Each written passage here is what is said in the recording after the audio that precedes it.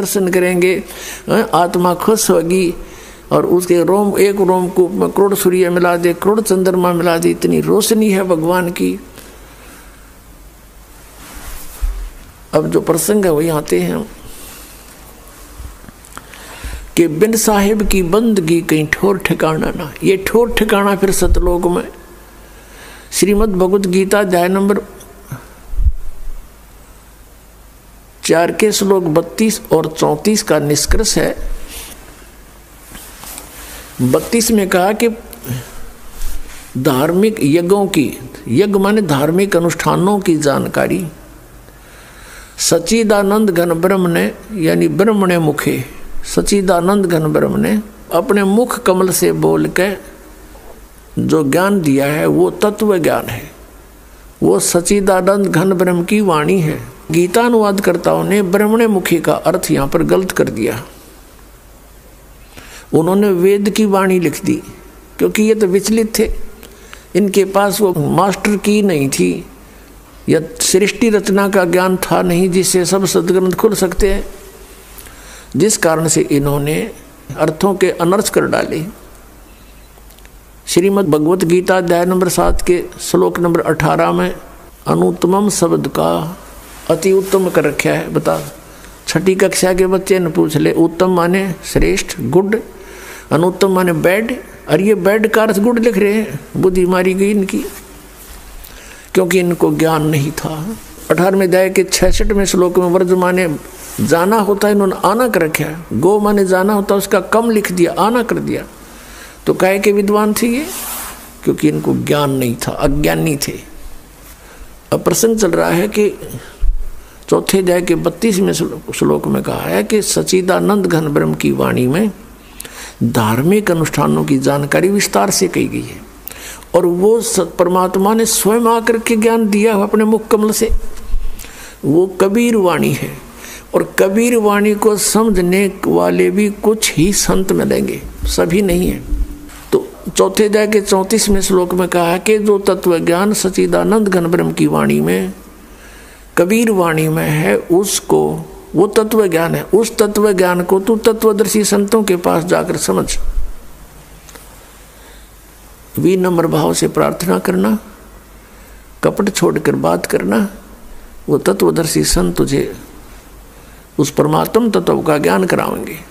अब 15वें अध्याय के 1 से 4 में स्पष्ट किया है कि उल्टे लटके हुए संसार रूपी वृक्ष को, उल्टा लटका हुआ संसार रूपी वृक्ष है, ऊपर को इसकी जड़ है, वो तो परम देव पुरुष है, वो परम अक्षर ब्रह्म समझो, और नीचे को तीनों गुण रूपी शाखा है। और जो संत इस वृक्ष के सभी पार्ट्स बता देगा,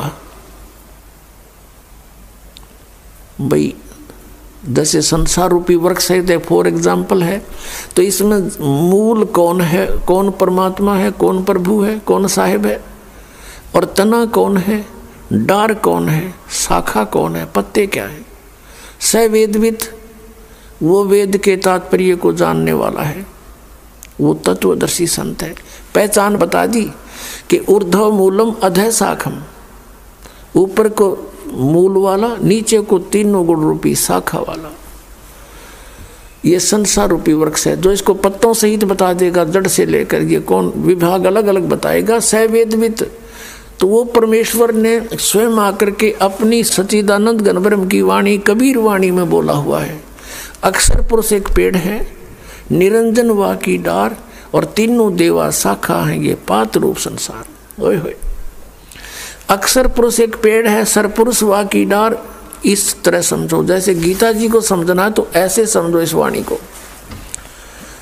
गीता जी अध्याय नंबर 15 के 16-17 में मंत्रों में कहा है सरपुरुष अक्षर पुरुष, और 17वें में कहा कि उत्तम पुरुष तो अन्य इन दोनों से भी अलग है, वो परम अक्षर पुरुष है, जो 8वें अध्याय के 3रे श्लोक में जिसका विवरण है। तो यहाँ परमात्मा ने बताया है कि अक्षर पुरुष एक पेड़ है, और सरपुरुष वा की डार, और तीनों देवा शाखा हैं, ये पात रूप संसार। अब देखिएगा एक बार से, पुण्यात्माओं, आप पहली कक्षा के बालक हो, यानी प्रवेश है आपका आज आध्यात्मिक यूनिवर्सिटी में। अब से पहले तो आपको कॉमिक्स पढ़ाई जाती थी, आपको नावल पढ़ाए जाते थे, बेतुकी बातें सुनाई जाती थी, वो अध्यात्म ज्ञान नहीं था। ये देखिएगा उल्टा लटका हुआ संसार रूपी वृक्ष। अब ये है संसार रूपी वृक्ष और परमात्मा ने इसको कैसे डिफाइन किया है, ये ऐसे देखिएगा। सच्चिदानंद घन ब्रह्म की वाणी में क्या लिखा है।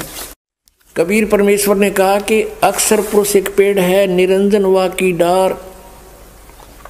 निरंजन कहो, इसको सरपुरुष कहो। अक्षर पुरुष एक पेड़ है, सरपुरुष वा की डार, और तीनों देवा शाखा हैं ये पात रूप संसार।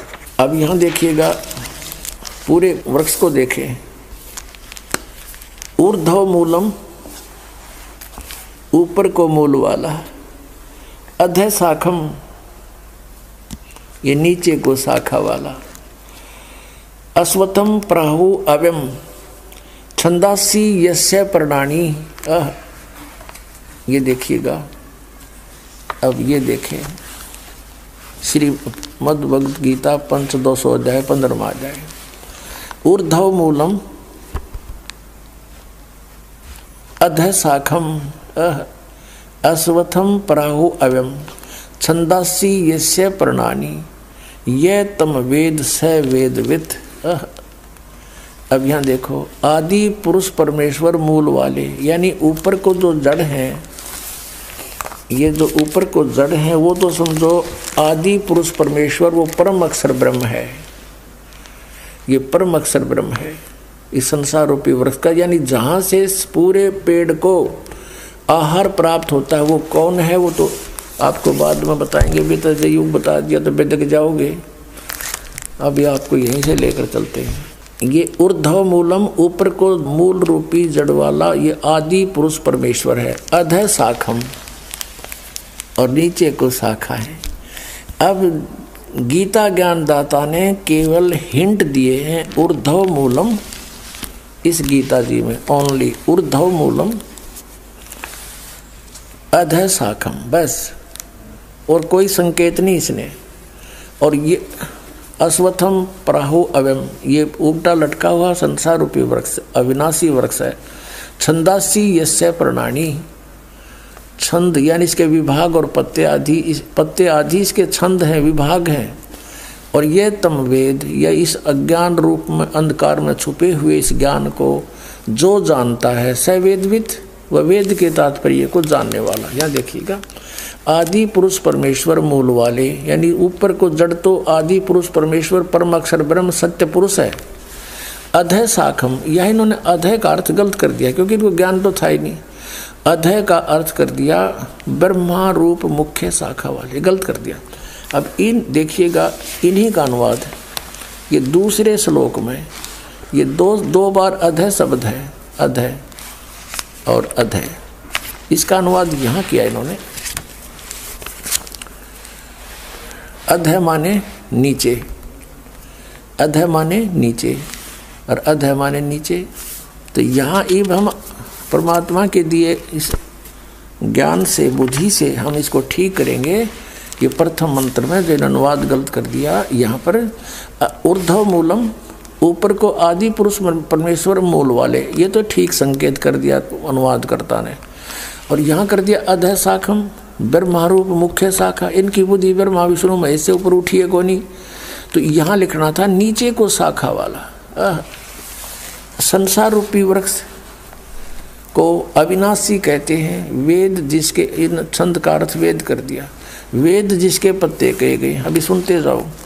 उस संसार रूप वृक्ष को जो मूल सहित तत्व से जानता है, यानी जड़ से लेकर के सब पत्तों तक जानता है, स वेदवित्, वह वेद के तात्पर्य को जानने वाला है, अर्थात वो तत्वदर्शी संत है। इसका ये अर्थ है। फिर क्या लिखा है कि ये उस संसार वृक्ष की तीनों गुण रूप, ये कोड वर्ड है। ये तत्वदर्शी संत बिना परमात्मा की दया बिना नहीं समझ में आ सकते। रजगुण ब्रह्मा, सतगुण विष्णु, तमगुण शिवजी रूपी ये इसकी शाखा है। तो उस संसार की तीनों गुण रूपी विषय पर वाला शाखा ये शाखाएं हैं, यही समझो, इतना ही काफी है। इन्होंने तो बहुत कुछ लिख रखा है।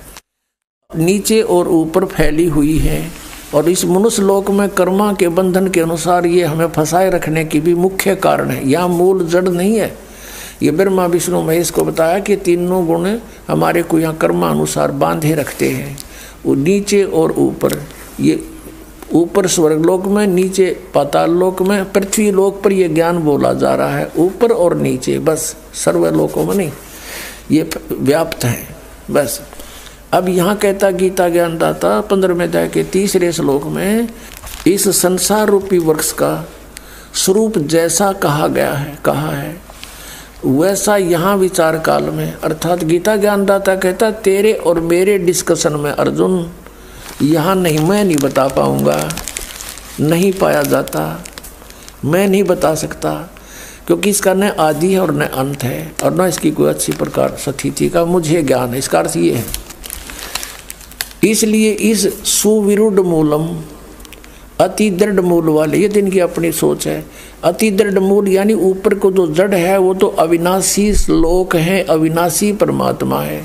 अति दृढ़ मूल वाले, अविनाशी मूल रूपी प्रभु और लोक वाले इस संसार रूपी वृक्ष को अक्स दृढ़ है माने दृढ़, असंग शस्त्रेण, उस तत्व ज्ञान रूपी शस्त्र के द्वारा, ये गलत लिखा है, उस तत्व ज्ञान रूपी शस्त्र द्वारा काट कर, अर्थात अच्छी तरह समझ कर, 15वें अध्याय का 4थे श्लोक का है।